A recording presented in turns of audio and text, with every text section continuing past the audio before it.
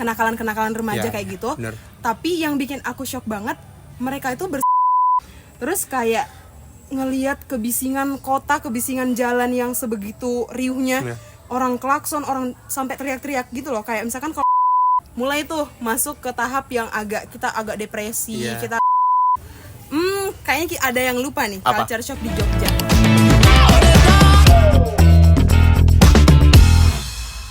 Oke, assalamualaikum warahmatullahi wabarakatuh. Waalaikumsalam warahmatullahi wabarakatuh. Jadi teman-teman semua, perkenalkan aku Akila dan teman aku. Dan ini aku Arik Ibnu Riyandi. Di sini kami bakal menjelaskan tentang satu topik yang sebenarnya ini lumayan ramai diperbincangkan ya, Gil. Itu tentang culture shock, karena mengingat kita di daerah Jogja ini banyak banget ya mahasiswa-mahasiswa dari luar Jogja, yang mana Jogja ini menjadi tempat satu di mana mereka bisa berkumpul. Iya, bener gitu. banget. Iya. Jadi Jogja tuh emang menurut riset juga ya, Rik. Jadi Jogja tuh sebagian besar penduduknya itu dihuni oleh mahasiswa, kalau kamu tahu. Dan mahasiswa di luar Jogja, Pulau Jawa khususnya. Itu info menarik sekali sih kalau Iya, misalkan untuk teman-teman, kalau misalkan teman-teman mau tahu ya. Nah, oke, sekarang kita bakal nanya nih ke Mbak Akila tentang sudut pandang tentang culture shock yang ada di Jogja ini. Gimana, Mbak? Oke, jadi kalau yang aku rasain sendiri ya, culture shock yang aku rasain di Jogja ini, pertama kali aku sampai di Jogja itu yang kerasa beda banget. Awal-awal itu pastinya kayak vibes orang-orangnya. Oke. Jadi, kayak lebih ini ya. Oh, kalau boleh tahu Mbaknya dari mana nih? Oh iya, bener banget. Aku dari Sulawesi Tenggara. Oke, Sulawesi ya, Tenggara. Jadi jauh timur ya, timur Indonesia ya. Benar. Jadi kayak aku ngerasain banget perbedaan budaya-budaya sama kayak tradisi-tradisi orang dalam bersosial gitu. Kalau di Jogja ini tuh aku ngerasa kayak orangnya bener-bener jauh banget lebih ramah. Itu baik orang tua, anak muda, anak kecil bahkan. Mereka tuh bener-bener yang hangat gitu loh. Tahu sopan santun ya gitu ya. Sopan santun. Karena ya jujur itu juga menjadi satu alasan aku kenapa aku nyaman tinggal di Jogja, karena mulai dari anak-anak sampai orang tua tuh tahu gimana cara memperlakukan orang dengan baik gitu. Bener banget. Itu sebenarnya satu hal yang sebenarnya itu kecil, tapi kalau misalkan diaplikasiin ke tempat yang lain tuh belum tentu kejalani dengan baik gitu. Bener banget. Dan aku juga agak notice nih. Iya. Jadi di Jogja tuh kan juga ya namanya pemuda ya. Banyak juga anak-anak muda yang ya kita tahu pemuda pada umumnya ya kenakalan remaja kayak gitu. Bener. Tapi yang bikin aku shock banget, mereka itu bersikap ke orang tuanya, ke orang-orang tua di sekitarnya tuh benar-benar sangat menjunjung sopan santun sih. Kayak sesimpel kalau misalkan lewat atau berpapasan sama orang tua, mereka kayak monggo nderek langkung kayak gitu tuh kayak suatu hal yang kecil banget kan. Harusnya itu bisa diterapin di seluruh Indonesia, tapi entah kenapa kalau di Jogja ini emang udah mendarah daging dan wah hangat banget gitu rasanya. Benar-benar. Itu aku setuju juga sih, karena aku juga punya beberapa temen yang emang basicnya dan background dia di bareng teman-temannya itu kayak kelihatan gangster gitu ya teman-teman. Tapi ketika dia lewat dan berpapasan dengan orang yang lebih tua daripada dia, itu minimal kayak membungkukkan badan gitu, misi mbah gitu atau misi pak gitu, masih ada lah sense of tata santunnya, tata keramanya ya benar. Ya, sebenarnya itu kan emang basicnya orang, bukan kayak itu tata krama yang memang orang Indonesia harus punya itu sebenarnya. Cuman ya entah kenapa di Jogja nih bener-bener kerasa beda gitu ya dari yang lain. Tapi bener-bener diterapin setiap waktu, setiap saat, jadi mendarah daging gitu loh. Ini menarik sih. Karena menurut aku juga Jogja sebenarnya bukan cuma sekedar tempat ya. Balik lagi ke kata puitis saya. Ya, Jogja sebenarnya bukan sekedar tempat, tapi orang-orang di sana juga memberikan warna tersendiri kepada Jogja itu juga. Mereka tahu gimana cara membranding kota Jogja itu supaya nggak nggak terhasut dengan pengaruh-pengaruh dari luar gitu. Betul banget. Ya mungkin kita nggak ada sisi gelapnya juga ya. Cuman emang ya selama ini yang kita tahu yang ke branding banget ya itu dia Jogja itu kota pelajar dan kota yang hangat dan kayak tata keramanya sangat dijunjung. Apalagi daerah-daerah yang masih perkampungan kayak gitu, Rik. Jadi kan Jogja tuh emang sekarang karena banyak banget perantau, jadi emang ada beberapa tempat yang dia udah terkontaminasi lah ya. Jadi akulturasi budayanya memang sudah terpengaruh sedikit oleh budaya-budaya luar, tapi Kalau kamu main ya, kalau aku pernah main di daerah-daerah Bantul, Bantul agak masih deso, itu tuh bener-bener wah, sumpah kamu bakal ngerasain Jogja banget tuh di situ gitu. Oke. Iya sih. Kan ya? Iya, tapi sebenarnya bagi aku sendiri kalau misalkan ditanya tentang culture shock apa sih? Aku sebenarnya background dari ke daerah Sumatera, di Pulau Sumatera, yang khususnya itu daerah Riau. Yang mana daerah Riau ini sebenarnya campuran antara orang Medan sama orang Minang. Dan juga orang Melayu. Jadi 3 suku itu nyatu gitu loh. Di situ di Pekanbaru. Iya, di Pekanbaru. Di Pekanbaru di Riau gitu. Dan jujur kenapa aku merasa bisa nyaman di Jogja, karena ada beberapa hal yang aku nggak bisa temuin itu di daerah tempat tinggalku. Ya, karena 3 suku tadi, Melayu, suku Minang dan Medan, itu orang Medan. 3 suku ini, 3 orang ini tuh punya apa ya, background tersendiri gitu yang mana itu berbeda. Kalau orang Medan dan orang Minang itu kelihatan kayak agak keras dan tegas gitu ya. Tapi orang Melayu justru ramah. Tapi kalau misalkan dibanding dengan orang Jawa, ya menurut aku tuh lebih ramah orang Jawa sih. Ini bukan mendiskreditkan salah satu pihak, tapi emang benar menurut aku secara pribadi begitu. Dan itu uniknya Indonesia. Nah, benar. Kenapa Indonesia itu bisa dinilai unik dengan beberapa negara? Karena emang di dalam Indonesia itu bercampur aduk gimana cara orang mengaplikasikan cara berkemanusiaan kepada orang lain juga. Dan menurut aku juga culture shock, contoh ya, culture shock yang aku temuin di sini di daerah tempat tinggalku itu di Pekanbaru itu, kalau misalkan di jalanan itu sangat jarang sekali orang yang tidak menggunakan klakson. Paham nggak? Itu terjadi juga di aku nggak tahu ya gimana ya, karena aku mikir ya, karena aku udah lama di Pekanbaru ya, jadi kamu mikir ya klakson itu harusnya emang difungsikan untuk itu gitu. Banget. Tapi kalau di Jogja, teman-teman mungkin relate ya. Kalau di Jogja itu klakson itu cuma digunakan, kalau misalnya kata Budina ya, klakson itu cuma digunakan oleh orang Jogja itu untuk nyapa temennya dong. Kalau misalkan nggak, kalau bahasa akunya nih, tunggu jatuh dulu nih. Jatuh dulu baru bisa klakson gitu. Kalau nggak sampai kayak gitu, nggak ada kejadian, mereka nggak bakal klakson karena emang mungkin klakson itu dianggap sebagai sesuatu yang bikin orang nggak nyaman gitu ya. Itu sebenarnya sisi positif ya yang bisa aku tangkap, karena untuk mengganggu kenyamanan orang lain pun diperhatikan di sini. Jadi makanya aku kayak, wah, ini orang Jogja nih ramah-ramahnya seperti ini gitu. Bener banget. Dan aku juga ya mau cerita tentang klakson tadi. Jadi karena kita udah semester 4 ya, berarti kita kurang lebih udah 2 tahun lah di Jogja. Nah itu dengan kondisi kita kalau lagi di jalan terus ngelihat orang-orang tuh bener-bener tertib. Jogja tuh sangat tertib banget lalu lintasnya.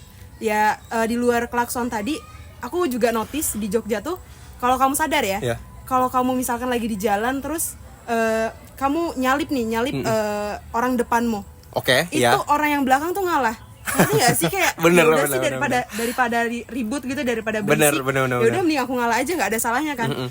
Kebalikannya, nah itu kemarin aku balik kan, yang bulan Ramadan kemarin aku balik ke Sulawesi, terus kayak ngelihat kebisingan kota, kebisingan jalan yang sebegitu riuhnya, orang klakson, orang sampai teriak-teriak gitu loh. Kayak kalau misalkan ada yang tiba-tiba nyalip, itu tuh ya, itu kan kesel ya, gimana ya, dan marah banget, bener-bener yang kayak orang tuh diteriakin gitu loh. Dan mungkin itu juga keluar kata-kata kasar ya, nggak jarang kan kita dengar begitu. Dan itu yang tidak jarang ya, bukan tidak ya, tapi kayak hampir jarang banget ditemukan di Jogja. Ya, mungkin ada sih beberapa daerah, tapi pengalaman aku itu jarang sekali orang ngomong kayak gitu. Paling kalau emang mungkin ada orang lagi buru-buru, mungkin itu kita nggak bisa nggak bisa ditolerin juga. Mungkin mereka marahnya karena itu. Bener banget, Jogja sumpah. Ini makanya kemarin ya, ini cerita dikit. Sebelum aku kuliah di Jogja itu tuh aku sempat ditanyain mau kuliah di mana.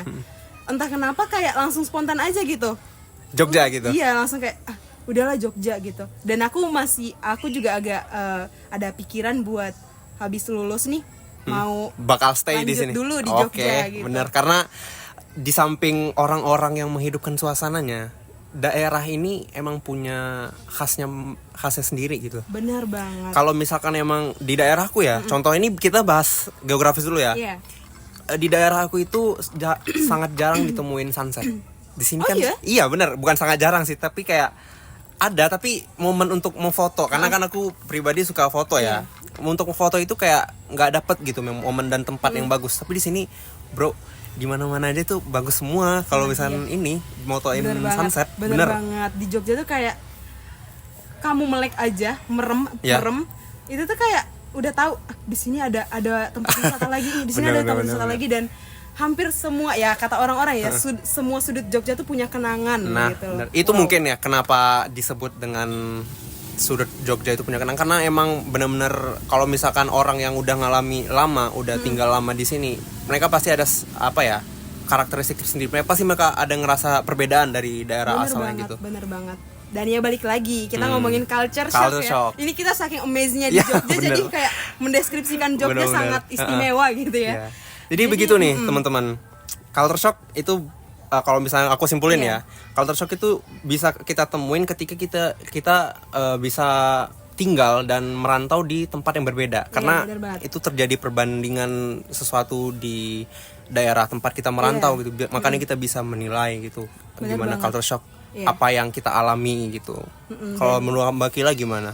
Jadi sama aja sih, kurang lebih kayak culture shock itu kita sering kali menemukan culture shock di tempat-tempat yang berbeda, yang berbeda dari kebiasaan kita sebelumnya.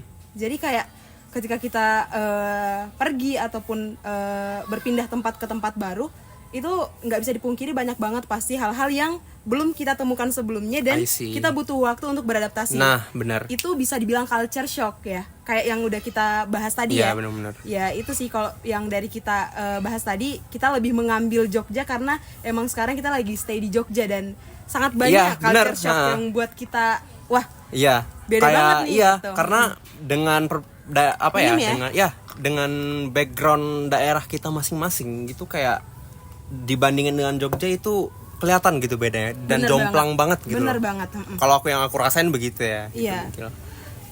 Kayaknya ada yang lupa nih. Apa? Culture shock di Jogja. Makanan. Satu lagi. Oh iya bener. Makanan itu bener banget. Itu sangat culture shock banget sih makan bro, makanan. Bro, di mana-mana tuh.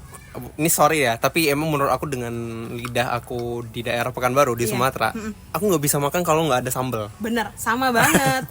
Bener. Indonesia Timur tuh juga kayak gitu. Kayak bukan nggak bisa sih, tapi kayak kurang nikmat aja. Kayak makan Indomie tapi tanpa micin gitu. Kayak gitu. Ngerasa kayak sih. Kurang gitu rasanya gimana. Jadi pas nyampe sini emang ada sambalnya, tapi terasa sedikit lebih. Ada sense of manisnya, sweetnya gitu ya. Jadi mungkin itu yang harus aku perlu adaptasi lebih untuk diri aku di daerah Jogja. Udah 2 tahun ya kita di sini ya. Jadi menurut aku itu masih PR sih. Membiasakan lidah supaya pas balik ke daerah aku lagi itu nggak nano-nano lagi tuh rasa lidahnya gitu. Bener banget. Tapi jujur aja ya, walaupun udah 2 tahun nih, aku sebenarnya ada beberapa makanan di Jogja yang kayak makanan rumahan gitu. Aku udah mulai bisa beradaptasi. Tapi kalau jujur aja, kalau untuk makanan khasnya, gudeg, itu kan emang basicnya itu gudeg aku nggak bisa. Semua komponen makanan itu direbus dengan campuran manis-manis gitu. Aduh, masih kurang bisa sih. Tapi kalau kayak makan rumahan, kalau kamu sadar ya, kalau kamu beli makanan di warung-warung makan rumahan gitu, yang aku rasain ya selama ini tuh kayak semua makanan tuh pasti, walaupun itu sayur sop. Kamu tahu kan sayur sop itu harusnya dia seger dan gurih ya benar. Nah, kalau yang di Jogja aku rasa ini emang ada rasa-rasa manis terselubung ya. Entah mungkin di bekas kualinya ada bekas masak. Mungkin ya, atau emang sengaja dicemplungin. Itu emang sengaja. Atau kalau menurut aku sih emang ya orang Jogja kayak gitu, jadi kurang gitu kalau nggak ada kurang manisnya gitu. Tapi untuk 2 tahun ini aku rasa aku udah mulai bisa sih menerima. Ya walaupun ngerti nggak sih yang kayak kalau misalkan ada makanan lain masih pilih makanan lain. Tapi kalau misalkan emang udah urgent banget nih harus makan ini, ya masih bisa makan kayak gitu. Nggak menolak lagi lah kan dari awal-awal kan menurut ini enggak. Tapi sekarang udah karena ditempa dengan situasi dengan apalagi anak kos ya. Dengan makanan serba murah, kenapa enggak itu? Masa kita harus nyari yang mahal gitu. Apalagi akhir bulan. Bagian dari culture shock kalau kamu tahu Rik. Jadi kalau culture shock kan ada 4 tuh ya.